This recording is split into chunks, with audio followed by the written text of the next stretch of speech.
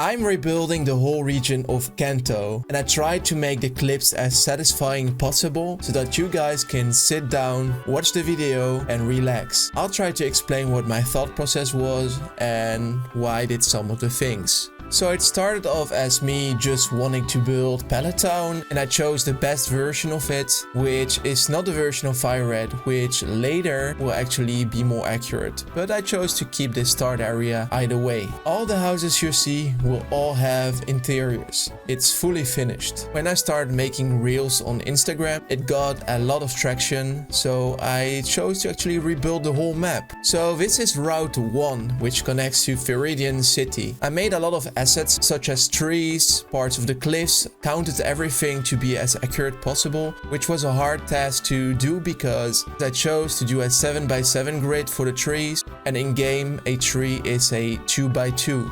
So converting even numbers to uneven numbers could create problems.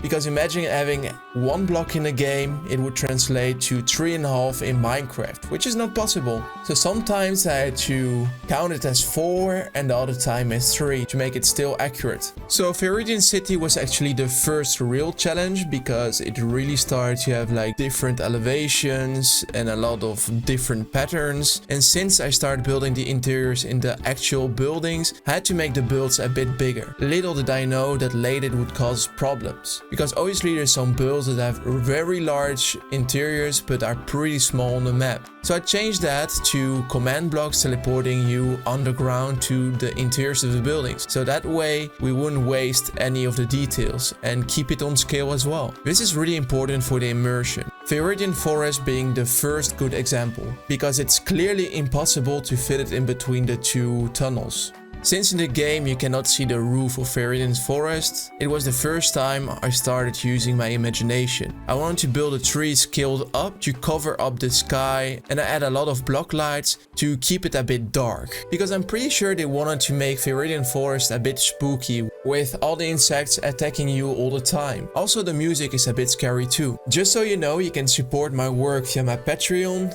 And as a thank you, you can receive some schematics of the builds or maps for download. The link is in the description if you're interested. I would highly appreciate it as it helps me to continue making all my content. And here's Pewter City. This one took a bit longer than Viridian City because there were more and bigger interiors to build, such as the gym and the museum. I did build some of the builds a bit bigger than they are in the game because this way we could add a bit more details to them, such as the emblem of the museum. Like I said, I've built all the interiors, but I will show them in a walkthrough in a different video. This is part 1 of the whole build process. But of course I'll make a second video once the second part is out. Anyways, thank you for watching. Don't forget to like and subscribe if you haven't already to follow this project. And I'll see you the next time. Later.